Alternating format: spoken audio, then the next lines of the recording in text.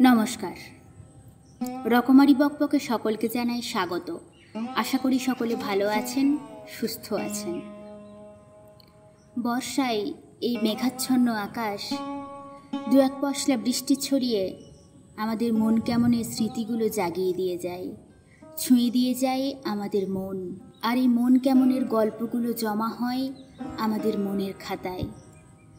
আজ তেমনই মন কেমনের মন খারাপের দিন। আজ 22শে শ্রাবণ, কবিগুরু রবীন্দ্রনাথের প্রয়াণ দিবস। আজকের দিনে তিনি তার কলম থামিয়ে চিরকালের মতো বিদায় নিয়েছিলেন, কিন্তু মানুষের মনে তিনি অমর। সেখানে তার জায়গা সারা জীবন ধরে থেকে যাবে। শুধু বাঙালি নয়, তথা সমগ্র বিশ্বের কাছে রবীন্দ্রনাথ অমর হয়ে আছেন, থেকে যাবেন আজীবন।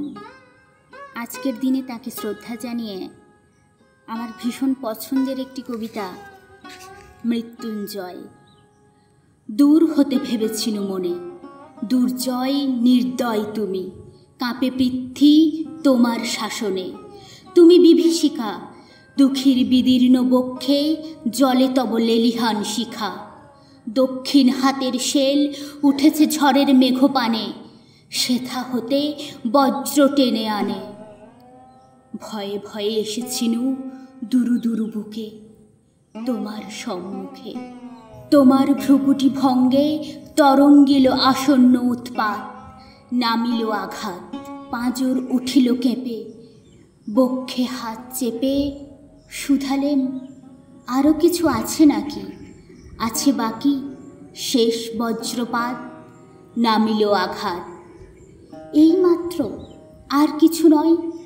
ভেঙে গেল ভয়, যখন উদ্যত ছিল তোমার অশনি।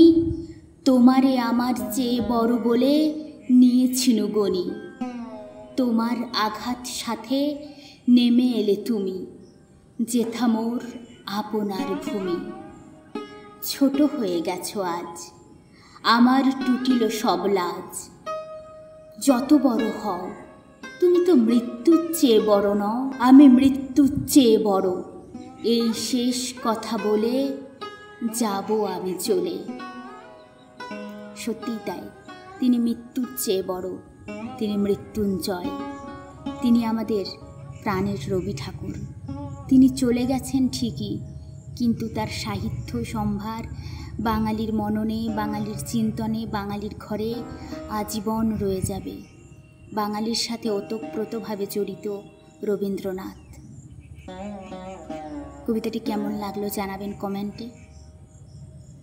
দেখা হচ্ছে খুব শিগগিরই পরের একটি ব্লগে।